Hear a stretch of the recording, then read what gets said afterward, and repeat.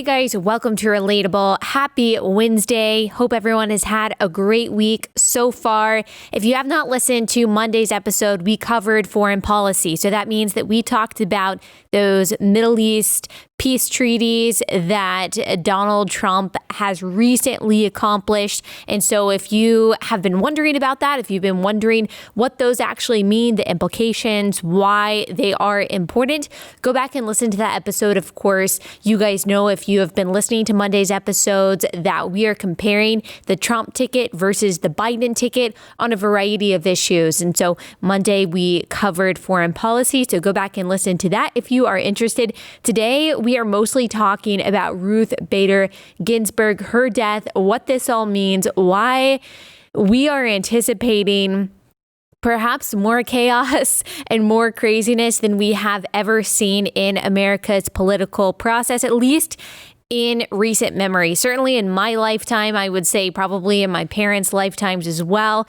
It's going to be crazy, guys. And I will explain a little bit more about why today. She was 87 years old and she died of complications with pancreatic cancer. She has had pancreatic cancer for about 10 years and she has been fighting hard for the past decade, at least the past decade.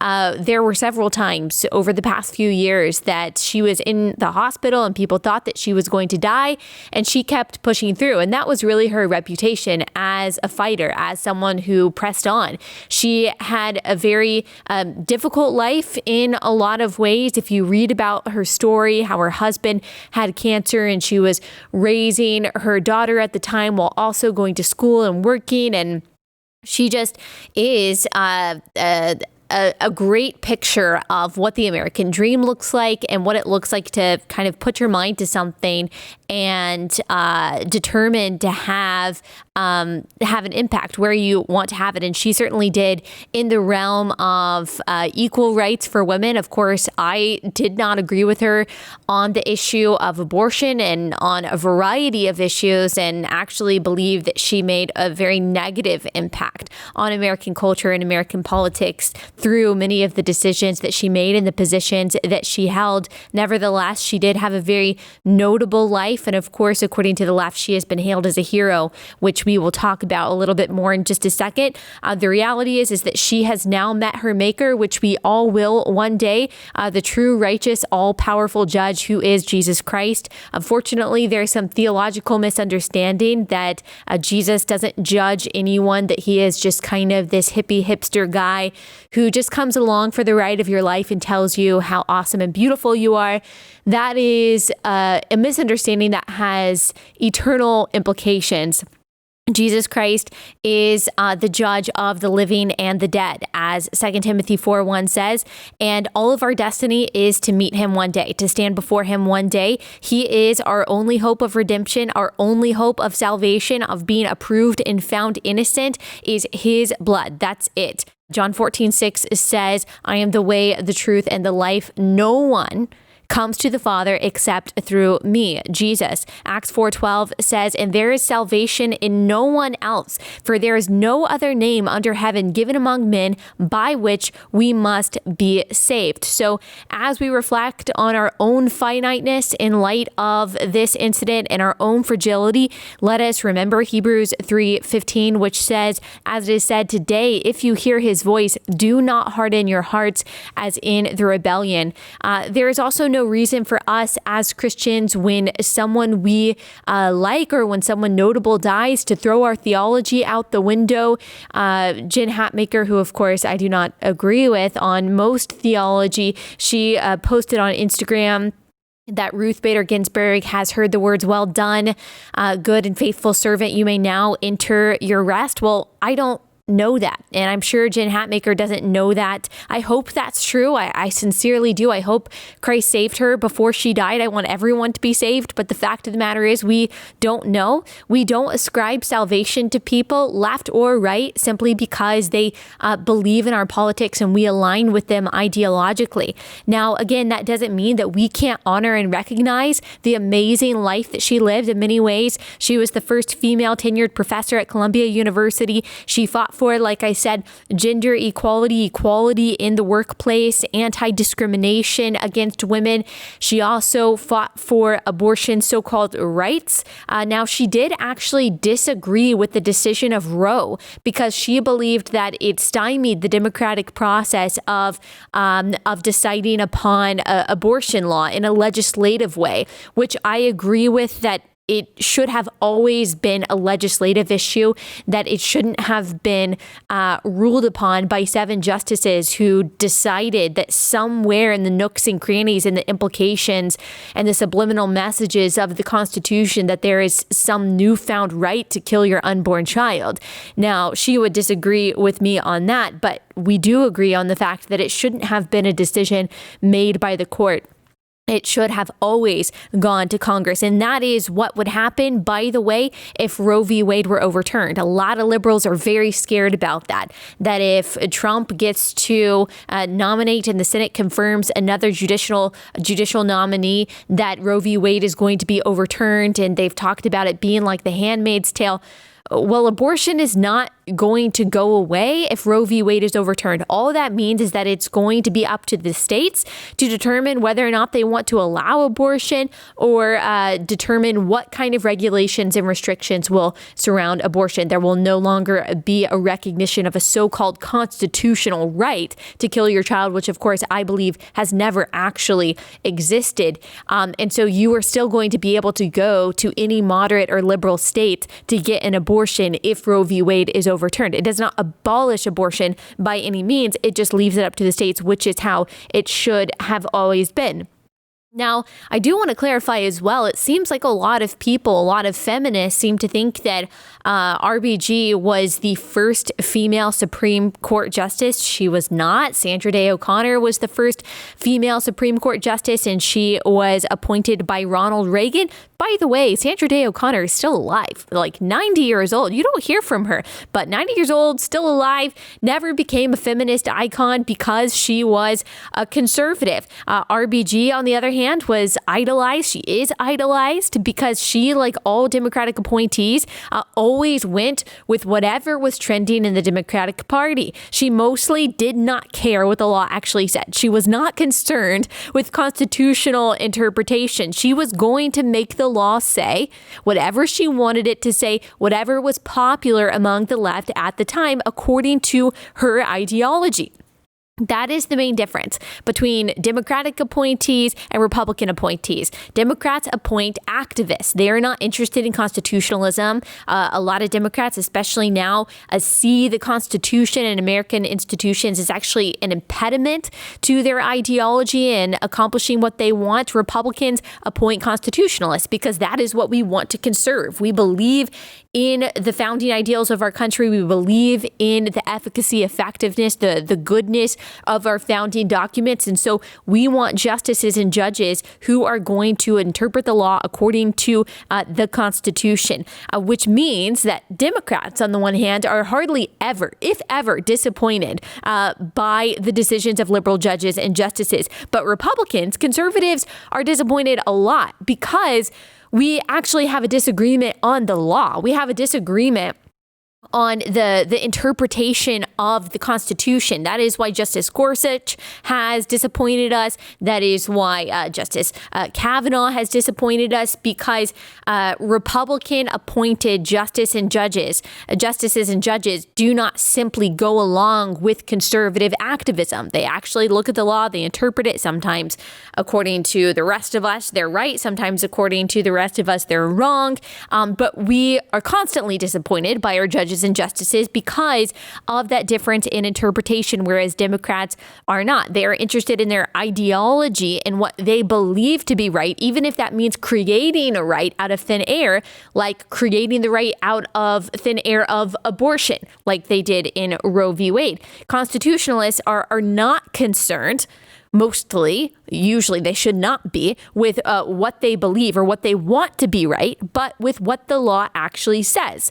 So when Democrats panic, which they are right now, over RBG's death and the SCOTUS vacancy, when they say that RBG was holding our democracy together, what they are afraid of is constitutionalism. Like, they are actually afraid of someone abiding by the law of our land, our founding document. They're afraid of lacking an activist. RBG, in no sense whatsoever, was holding our democracy together. She was just ruling in favor of the left. That's what she continually did. This is a big difference between the right and the left, going down to our basic worldview. The reason the left tends to idolize and deify politicians and justices, and the right is continually disappointed by our politicians and our justices, is because the right tend to believe that, or we should believe, that politicians work for us rather than the other way around. So we believe what the founders believed about the government, that it is a government of, for, and by the people, that it does not have the power or the authority to create rights or to give us rights, but simply to recognize the rights that were given to us by our creator. That is what our Bill of Rights does. It doesn't give or create rights. It recognizes rights that pre-exist the formation of any government. So we see the government as below our authority and below God's authority. That means we don't deify justices, although we know their importance. So you're not going to see us have mental breakdowns over someone like Clarence Thomas dying or Antonin Scalia dying when he died a few years ago, the way that we have seen breakdowns over Ruth Bader Ginsburg dying. You're just not going to see it. And it's not just mental breakdowns, like personal mental breakdowns, like you're really disappointed. Okay, that's fine. And pay homage to her if you even cry, whatever. That's fine. She is a historic figure. I have cried because of American historic figures dying. But it is not hysteria because I believe our democracy is falling apart. And that is what we're seeing right now in relation to Ruth Bader Ginsburg's death.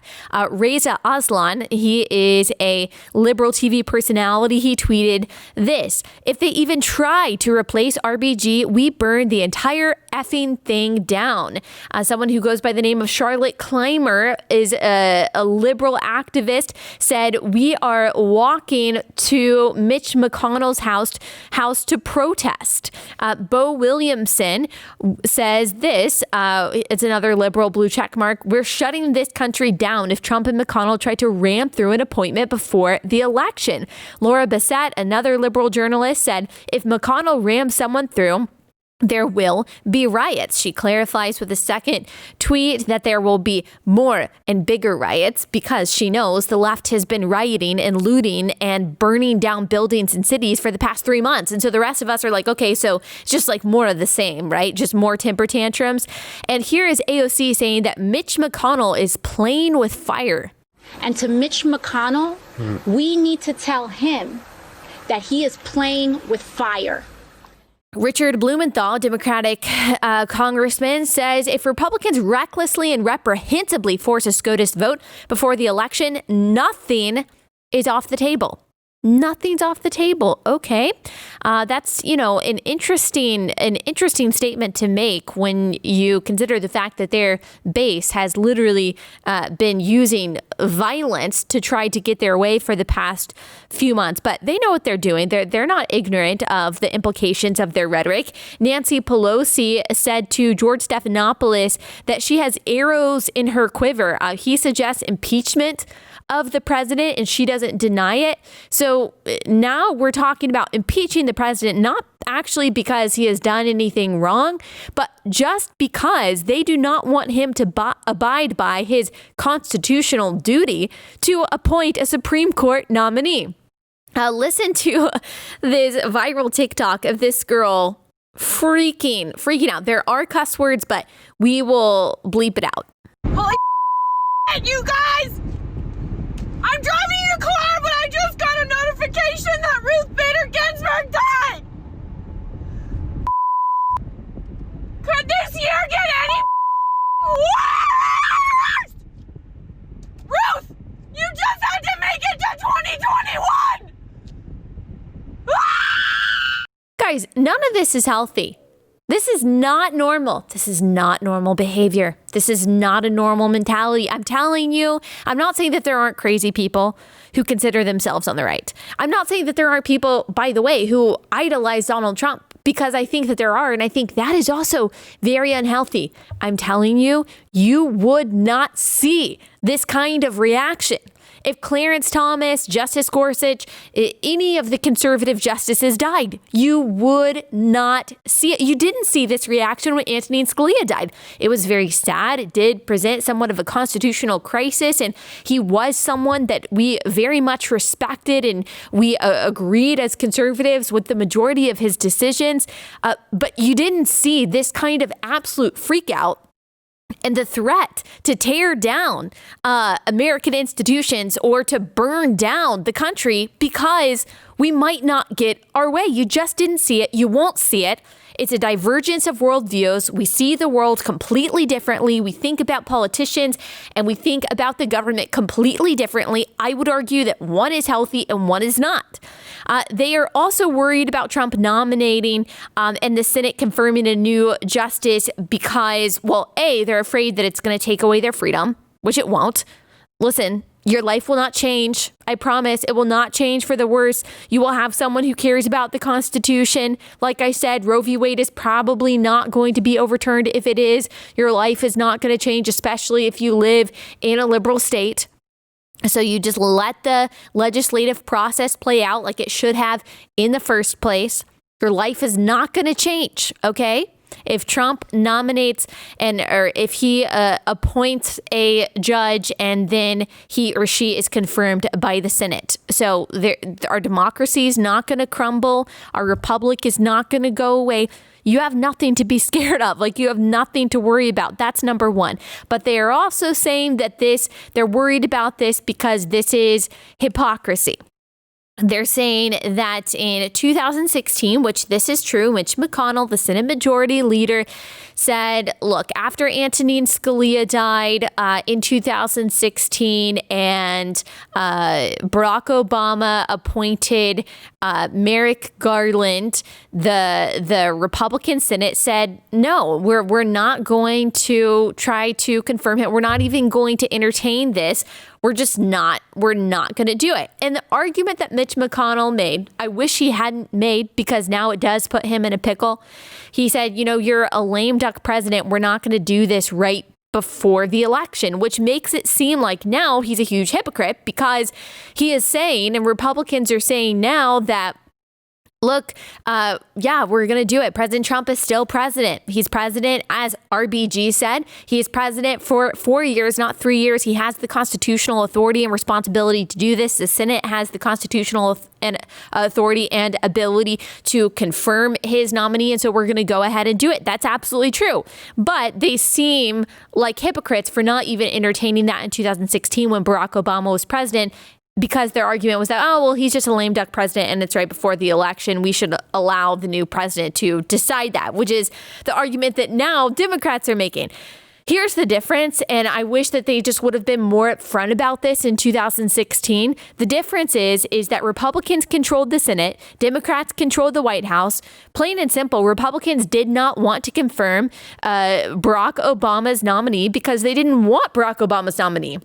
They just didn't want it. Like, they didn't want a liberal justice on the Supreme Court, and that's why they decided that they were not going to go through with the confirmation process. And they said, hey, if Hillary Clinton gets elected and she wants to nominate Merrick Garland, okay, that's fine. We'll confirm. But we want to have the opportunity to not have to confirm another liberal justice. That was it, plain and simple. And now, because Republicans have the White House and Republicans have the Senate, they say, yeah, we want to confirm a justice that is nominated by a Republican president because we are going to like that justice. It's just about politics. It's just about nominating and confirming someone that they want to confirm. That's it, plain and simple. Democrats would do the exact same thing in this position. The only thing that I would change is that Mitch McConnell should have been honest about that. Back then, Democrats should have said, you know what? We would have done the same thing. They should realize that now. Everyone should have been a little bit more forthright, a little bit more honest, and recognize that the Senate does have the ability, does have the power to make those kinds of decisions. There have only been, Ted Cruz said this the other day, there have only been 10 situations, in 10 similar situations in which the White House and the Senate were controlled by two different parties. And right before an election, the Senate had to confirm the White House's judicial nominee. And only in two of those 10 situations did they actually move to confirm the justice. And so it's very rare that it happens. It is even more rare. Only 2 times in American history has the separate party controlled Senate actually confirmed the judicial nominee before the election when the White House is controlled by the opposing party. So it is not unprecedented to do what Mitch McConnell is doing right now. Both sides in some ways are being hypocritical. Here's a montage of 2016 Democrats saying, look, the Senate run by Mitch McConnell needs to go ahead and confirm Merrick Garland, or at least go through the process to possibly confirm Merrick Garland. The American people deserve a fully staffed court of 9. The president nominates, and then the Senate advises and consents or not, but they go forward with the process. What we're seeing here, and I hope this is temporary, is a disrespect for the Constitution. The Constitution is 100% clear. The President of the United States has the right to nominate someone to be a justice of the Supreme Court. Senate's function is to hold hearings and to vote. The blockade on filling a naturally occurring vacancy, in my view, is harmful to the independence of the Article III branch. You cannot keep a seat on the Supreme Court, which represents all of us. You cannot keep it vacant against the Constitution. Do pretty much everything they can to avoid acknowledging the legitimacy of our democratically elected president. The American people expect the president's nominee to be given a fair hearing and a timely vote in the Senate. Every day that goes by without a 9th justice is another day the American people's business is not getting done. I say to you, do your job. Vote for a Supreme Court nominee. Democrats in 2016 were right. The Senate didn't want to, like I said, because the Senate didn't want Obama's nominee. It really is that simple. They do want Trump's nominee. Like I said, Democrats would do the exact same thing. Senate Majority Leader Democrat Harry Reid in 2013 got rid of the Senate filibuster for judicial nominees, making it easier for senators to confirm judges and justices. And so Democrats got themselves into this mess. That was Harry Reid's rule. He decided to make that change. And so what he has allowed for is Mitch McConnell making sure that Trump has as many judicial nominees confirmed as humanly possible, including the Supreme Court nominee that is going to be confirmed by the Senate. Yes, Democrats might threaten to burn the country down. They might threaten to riot. They might protest outside of Mitch McConnell's and Lindsey Graham's house, which is what they've done. But they are ultimately powerless, I believe, in stopping this from happening. I mean, we already know some of the so-called arrows in their quiver, like Nancy Pelosi has described. By the way, she's in the House. I'm not really sure how many arrows she actually has. This is a Senate process.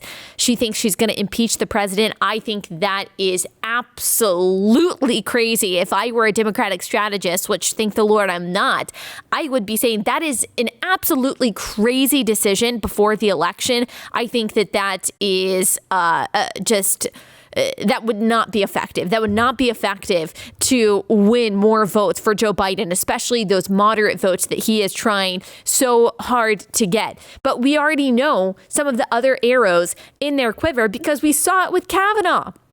I mean, they accused this man openly, Kamala Harris being probably the cruelest of them all. They accused this man not just of sexual assault when he was 17 based on no corroboration and no verifiable evidence whatsoever. They accused him of gang rape when he was in college. Now, the woman, Julie Swetnick, who came out and accused him of that, actually said, well, I don't think that Kavanaugh was a part of it. I'm not really sure if he was there. Actually, I don't really remember. So she actually came out and said, oh, the original testimony that I gave was phony. It wasn't real. And yet Democrats ran with that anyway. I mean, they tried to ruin this man's life based on totally unsubstantiated allegations in front of his wife and kids, in front of his family. They tried to humiliate him and drag him through the mud. They did not care one bit how his life ended up. Did not care one bit about his reputation. They did not care one bit about the truth. And you know what? I was just reading in Proverbs. This just came to mind. I don't remember. I think it's Proverbs 6 talking about what the Lord hates, the 7 things the Lord hates, or I think it's the 6 things the Lord hates and the 7 things that he calls an abomination. And one of them is a false witness. The Lord hates a false witness. He hates slander. He hates deliberate lying. He hates deceit. And Democrats, I think many of them knowingly bared false witness when it came to Kavanaugh. And if there is one event over the past few years that I think radicalized a lot of conservatives, and what I mean by radicalized is simply that we saw that there is a party in the United States that is willing to stop at absolutely nothing to gain power and to get what they want. And we've certainly seen that manifested in violent ways over the past few months. I think that opened the eyes of a lot of conservatives, including me, to see, okay, what we are up against as far as a party. I'm not saying all Democrats are like that at all. I'm not saying everyone on the left is like that. But the people that we saw in power and what they were willing to do to Brett Kavanaugh, based on no evidence whatsoever, simply because they were afraid that they wouldn't be able to kill enough babies via Roe v. Wade. It just showed me. It showed me that they will stop at nothing. They do not care about you. They do not care about your family. They don't care about the truth. They don't care about your reputation whatsoever. I will never forget watching. First, I watched Ford's testimony, which I thought was emotionally compelling. And, you know, I don't have anything bad to say about her. But then I watched Brett Kavanaugh's, and I will never forget what I felt when I watched him give his testimony. And I knew right there, that was the moment I think that my eyes opened up and I realized, okay, so they're not afraid. They're not afraid to ruin a man's life in front of his family for the sake of power. Okay, so that's what we're dealing with. And the fact that there are some conservatives now saying that, okay, so if we don't confirm a nominee, maybe if we just play nice and we listen to the threats of the Democrats they're saying that they're going to burn everything down, that they're going to tear down our institutions, they're going to pack the courts. Maybe if we just listen to their threats and we say, okay, we won't nominate and we won't confirm anyone, then they won't pack the courts and they won't do all of these things. Are you kidding me?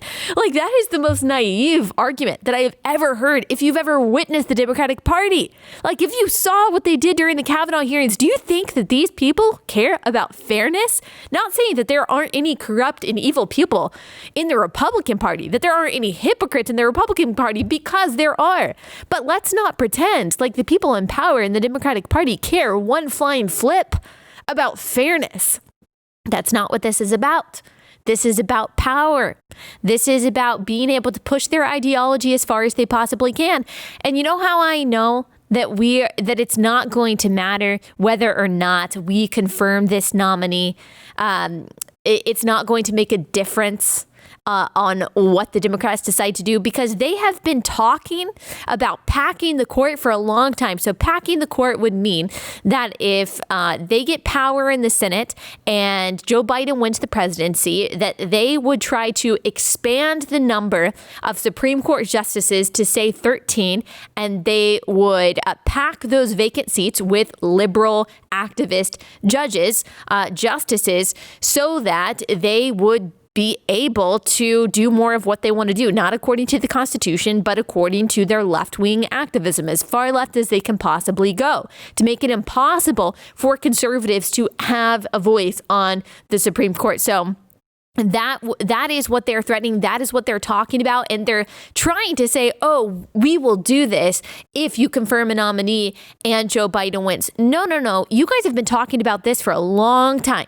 You have been talking about packing the courts long before this situation. You've been talking about abolishing the Electoral College because they don't like how much power and how much say it gives to the middle of the country states that they just don't like. They've talked about reconfiguring the Senate. They don't like that somewhere like Wyoming has 2 senators and California has 2 senators, even though their population is so disparate.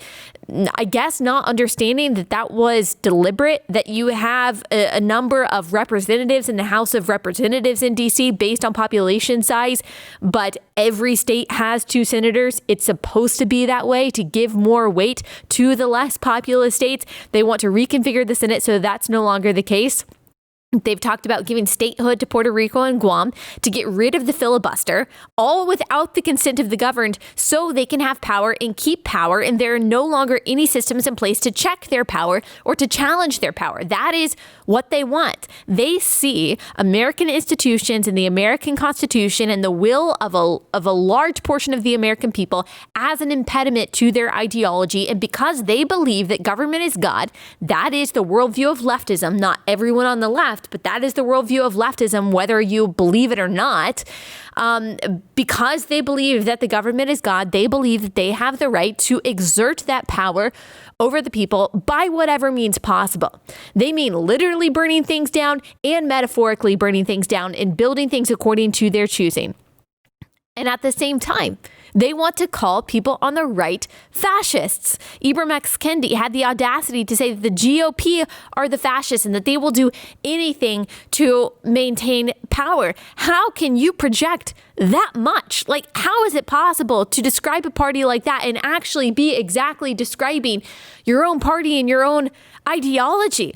Like, have we not seen over the past few months that these people will do absolutely anything for power, including burning down businesses, burning down cities? They are not concerned. They're not concerned with the rule of law. They're not concerned with American institutions.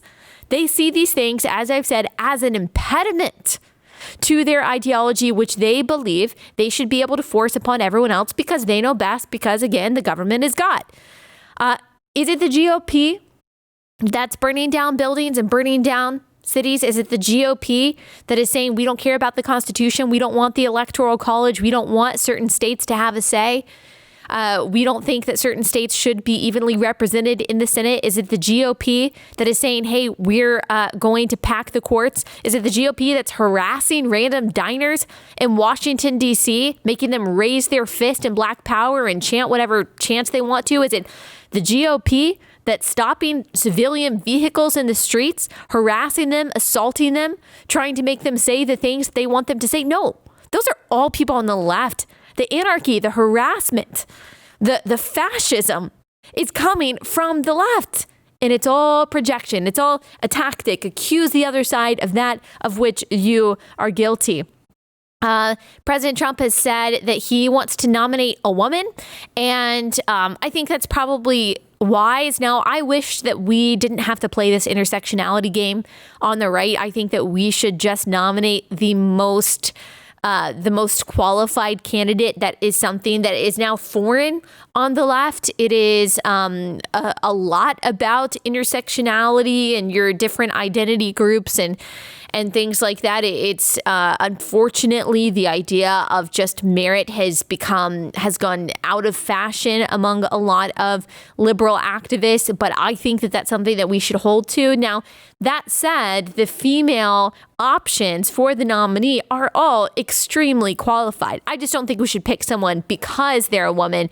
At the same time, though, I understand that strategy because we saw what the Democrats did to Kavanaugh, and it's going to be harder to do to someone like Amy Coney Barrett, you're probably not going to be able to find like a guy that's going to come out and say, yeah, when I was 17, Amy Coney Barrett assaulted me at a party. Like, you're probably not going to be able to find a bunch of accusers, real or not, toward a woman. It's going to be much harder to do. Amy Coney Barrett seems to be at the top of the list. We know that she visited the White House. She's got a great record as a judge. She is a mom, I believe, of 7. She is a Catholic from New Orleans, and she has a very illustrious career. And she was on the short list a couple years ago when Brett Kavanaugh was nominated. And she already has attacks coming her way, and we have a taste of what those attacks are going to look like. This is from Ron Charles at the Washington Post. He tweeted this: Amy Coney Barrett, the judge at the top of Trump's list to replace Ruth Bader Ginsburg, has said we should always remember that a quote, legal career is but a means to an end, and that end is building the kingdom of God. And of course, they tweeted this as if it was a bad thing. Well, let me break this to you. For people who aren't Christians, all Christians believe this. In every endeavor in life, we believe that is our goal, to advance the kingdom of God. That's our goal in life. Like, that is our aim. And guys, Christians have been running a lot of things in this country for a very long time. Whether you believe it or not, they've done a heck of a good job, and heck of a good job securing your rights and your liberty. That doesn't mean the church has never been wrong. That doesn't mean that the majority of the church or the Roman Catholic Church has never been on the wrong side of issues, because unfortunately, of course, that has happened. But the idea that this is novel, that all of a sudden we're worried about the Christian faith in regards to someone's ability to be able to judge rightly, that's crazy. Like, Christians have been on the Supreme Court. They have been federal judges for as long as America has existed, as long as we have had federal judges in the Supreme Court. So the only thing that has changed is the increase in anti-Christian bigotry on the left. It hasn't, the influence of Christianity certainly has not increased over the past few decades, but anti-Christian sentiment certainly has, especially on the left. And so you're going to see these kinds of attacks on her faith. What's interesting is that at the same time that they say, oh, Nancy Pelosi and Joe Biden are such good Catholics. They are such devout Catholics. And, that's a really good thing, because look, Donald Trump is so ungodly, but Joe Biden, he is this great Catholic, and that's going to help him be a great president. But when Amy Coney Barrett is actually a devout Catholic, all of a sudden that's an impediment to her being able to discern and judge rightly. So what is it? Is faith a good thing, or is it a bad thing? This is from Beth Reinhardt at Washington Post. She tweeted, potential Trump SCOTUS nominee Amy Coney Barrett wrote an influential decision making it easier for students accused of sexual assault to challenge universities' handling of their cases. And of course, again, they're saying that this is a bad thing. What this tells me is that Amy Coney Barrett cares about due process. We should care about due process for accusers and the accused. I talked about with Monique Dussault a few weeks ago. I did an interview with her that I highly recommend if you haven't listened to it. Leaving, I think it was called Critical Race Theory for Biblical Unity. And she talked about her journey from believing in critical theory to understanding scripture rightly, and how she had to reconcile with the idea that God actually very much cares about how the accused or the accuser is treated. There is a right and righteous way to treat both the accuser and the accused. The accused also has to be treated fairly. God invented due process. He invented the necessity of 2 or 3 witnesses. If you read his laws and how he describes the due process in the court that judged Israel, you will see God's heart and God's definition of justice that still should be binding on our ideas today. And it actually is binding. It was binding for the founders. That is where they got their inspiration for what justice should look like. And so Amy Coney Barrett is simply saying, yeah, there is a fair and right and righteous way to treat both the accused and the accuser. And just because of the Me Too movement, and just because of a particular ideology that says that we have to believe all women no matter what, that doesn't mean that we throw due process out the window. So I'm very encouraged by the fact that Amy Coney Barrett cares about due process as a potential justice on the highest court in our land. And I'm very troubled that there apparently are some people on the left who would be okay if their justice doesn't care about due process at all. I think that's all I'm going to cover today. There are a few more things. Well, let me say one thing, because so many of you guys have asked about this. This is a completely different subject. And so some of you guys might have seen that there is a story going around that there was a whistleblower out of an immigration center in Georgia about women getting hysterectomies, getting forced hysterectomies. Actually, the headlines were mass forced hysterectomies are happening at this ICE detention center. And it was one whistleblower who came out and said that. And now they are investigating this. I believe that it was announced last week that this is now being investigated, which I think is good. The fact is, right now, we don't have evidence of this. We have one person's testimony. I think it's great that she came forward and that she said this is happening. If this is something that's actually happening, then I think it's wonderful that this nurse stepped forward and said, hey, this is going on. We should at least look into it. I agree. We should look into this. This should be a nonpartisan issue. If women in these detention centers are being forced into hysterectomies, then everyone everywhere should be outraged. You should be outraged by that. I will go out and protest with you over that. That is insane. That is communist China stuff. If that is happening, I don't know that is happening. And let me clarify some things too. If that is happening, that does not mean that is a Donald Trump policy. Like, that does not mean that's a Republican policy by any means. Now, if it is, that would be mind-blowing, and that would be enough for me not to vote for Donald Trump. If that was a Donald Trump policy, that there should be forced mass hysterectomies in ICE detention centers of immigrant women, then that would be enough for me.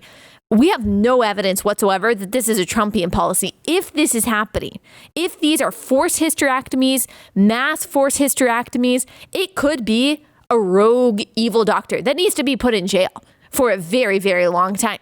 There could be a group of evil doctors or an evil medical team there that is doing this without the knowledge of any administration, without the knowledge of any politicians, without the knowledge of their boss.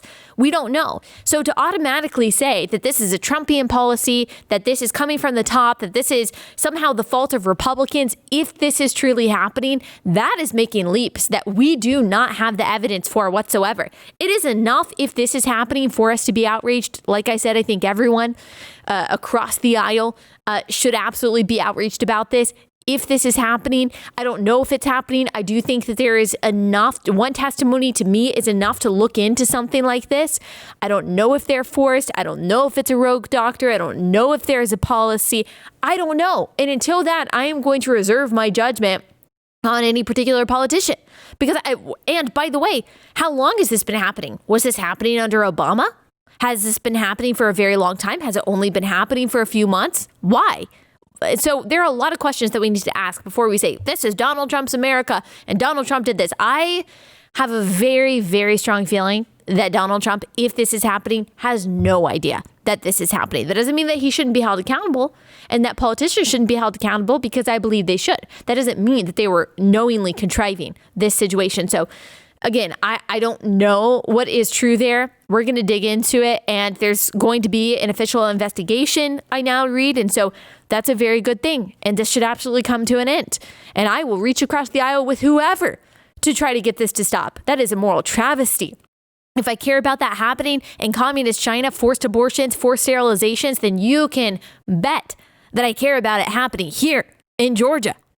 Okay, there's so much more we could talk about, but I think I'm going to end right there. On Friday, I am going to talk to Christopher Rufo, which I'm really excited about. He has exposed how these damaging critical race theory ideologies have actually infiltrated our highest federal agencies, and how they're wreaking havoc there, and what we can do, what the president should do, what politicians should do, and people in these agencies should do to stop it. What are the implications of all of this? And I'm just really excited for him to kind of unveil the goings on there. So make sure you tune into that conversation. I will see you back here on Friday.